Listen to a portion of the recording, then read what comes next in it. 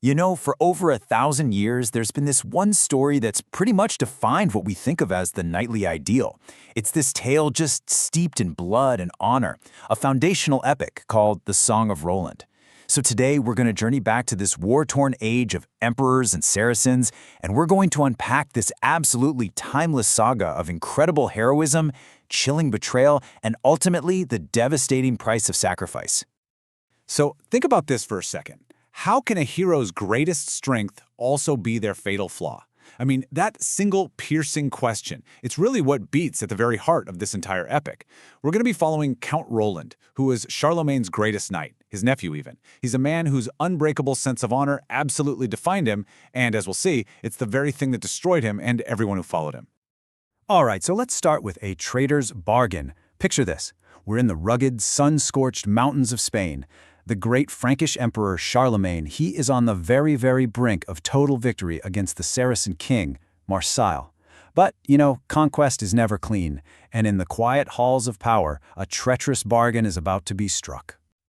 Okay, so just try to imagine this. 7 long years of just brutal warfare. Charlemagne's armies have been relentlessly sweeping across the Iberian Peninsula. I mean, city after city has fallen. And now only the mountain fortress of Saragossa is still holding out. For King Marsil, this is it. This is the end of the line. And he's desperate. And you know what they say about desperate kings? They'll entertain even the most desperate of plans. Now, to really get what happens next, you've got to understand the military importance of the rear guard. So as an army is pulling out of enemy territory, this elite force stays behind. Their whole job is to shield the main column from attack. So to command it, that's the highest honor. It's a sign of absolute trust. But it is also the most vulnerable position you can possibly imagine. It's basically a death sentence if someone betrays you. And this quote right here, this is the exact moment the treachery really begins. So Charlemagne needs an envoy, someone to carry his terms to the very dangerous King Marsil. And Roland, thinking it's a sign of trust, he nominates his own stepfather Ganelon. But Ganelon, he sees it completely differently. To him, it's a death sentence. It's a personal insult from a stepson he thinks is reckless. And right there, in his heart, this nomination plants this dark seed of resentment that is absolutely going to bear some bitter, bitter fruit. And that resentment, it just festers. It turns into cold, calculated treason. Ganelon rides to Saragossa, but he doesn't deliver Charlemagne's terms. No. Instead, he plots. He gives King Marsil the perfect plan to completely shatter the Frankish army. He tells him, just wait until the main force is through the mountains. Then you spring a trap on the 20,000 men of the rear guard. A rear guard that Ganelon will personally make sure is commanded by the one man he now hates more than anyone, Count Roland. Okay, so the pride of a hero. The traitor's web is woven, and now we get to see how Roland's own character, his famous pride, leads him and his men straight into their doom. The French army starts its long march home, right through the Pyrenees Mountains. And just as Ganelon predicted, Roland gets command of the rear guard. So he and his men, they proudly ride into this narrow pass, the Pass of Roncesvalles, completely and utterly oblivious to the fate that's waiting for them. 400,000. Just let that number sink in. This is the force King Marsil has put together based on Ganelon's advice. They're hidden in the forests, clinging to the slopes of the mountains, just looking down over the pass. 400,000 soldiers just waiting. The French are outnumbered 20-1. I mean, the odds aren't just bad, they're basically non-existent.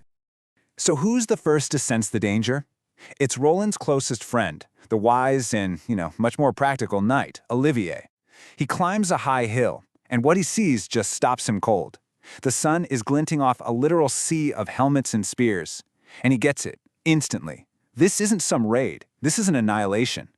He scrambles back down to Roland, his voice thick with dread, trying to explain the sheer, unbelievable scale of the army in front of them.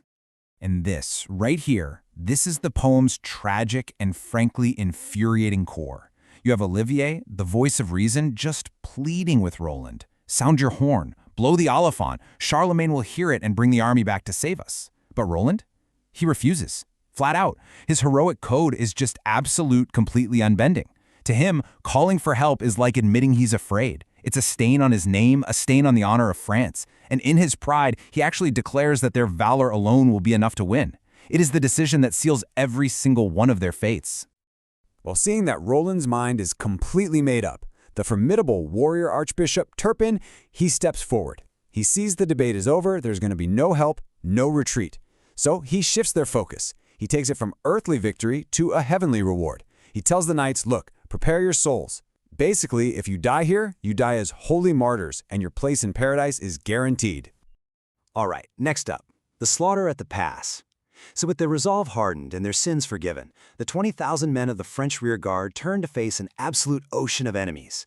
And what comes next? Well, it's one of the most ferocious and legendary battles ever put to verse, the slaughter at Roncevaux Pass. You can just imagine it. The clash of steel, the cries of the dying just echoing through that valley. The French knights, especially the elite 12 peers, they fight with this furious, almost divine strength. They're just carving paths through the enemy ranks. But it's hopeless. For every enemy they strike down, 10 more surge forward to take their place. And so, one by one, the greatest heroes of Charlemagne's empire are just overwhelmed by the sheer numbers and are cut down. And then, this one tragic moment happens that just encapsulates the whole horror of the battle. In the middle of all this swirling chaos, Olivier suffers a dozen mortal wounds. I mean, his helmet is split open, blood is pouring down, blinding him. And as he's lashing out in his final moments, his sword doesn't find an enemy. It finds the one man he loves like a brother, Roland. Stunned, Roland just says his friend's name. And hearing that voice, Olivier realizes his terrible mistake. With his last breath, he asks for forgiveness. It is just a moment of such profound, heartbreaking loyalty in those final seconds before the darkness takes him completely. So there, holding his fallen companion, Roland finally breaks. He weeps. The sight of his wisest friend, dead on the field, it just shatters his pride. And at last he understands the true cost of his decision. The battle is lost, his men are gone, his precious honor has led to nothing but death, and in this moment of absolutely devastating clarity, he knows what he has to do. And that brings us to the final act, the last stand. It's too late to save his men, but it's not too late to warn his king. So Roland lifts the great horn, the Oliphant, to his lips, and he blows with every last ounce of strength and grief in his body. The sound, they say, echoes for 30 leagues, a blast so powerful that Charlemagne actually hears it way back across the mountains. But the effort, it's just too much. Roland blows the horn with such force that the veins in his temples burst. He knows his end is near. He's mortally wounded, really by his own hand, from blowing the horn. He's bleeding from his head and 100 other wounds, and he just stumbles through this field littered with his fallen comrades. As the very last French knight left alive, he turns his final thoughts to his duty, his honor, and his soul. And what's his first thought? It's for his legendary sword, Durandal. You have to understand, for Roland, this isn't just a weapon, it's a sacred vessel. Its hilt supposedly contains a tooth of St. Peter, blood of St. Basil, and even a piece of the Virgin Mary's robe. He cannot, he will not allow such a holy relic to fall into enemy hands. So his final moments become this carefully choreographed ritual of honor and faith. First, he tries to shatter Durandal against a marble stone. He strikes it again and again, but the holy blade just won't break, it only groans. So defeated by that, he lies down on the grass, and he makes sure to turn his face toward Spain, toward his enemies, in one final gesture of defiance. He confesses his sins, and then, like a loyal vassal, he offers up his right glove, which is a symbol of fealty, not to his earthly king, but to his heavenly one. And in the poem's truly transcendent vision, his offering is accepted. The Archangel Gabriel himself descends from the heavens and takes the glove right from Roland's outstretched hand. His soul, redeemed by this final act of faith, is literally being welcomed into paradise. And at last, the great warrior finds his peace.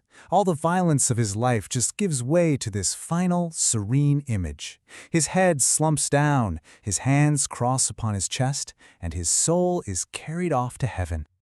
And that brings us right back to where we started, to that question.